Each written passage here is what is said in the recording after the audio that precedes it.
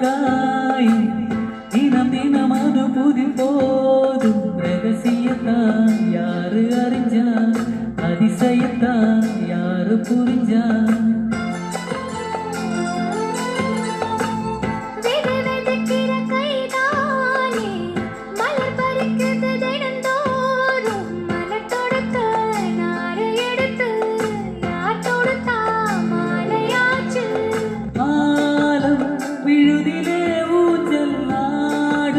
கிளியெல்லாம்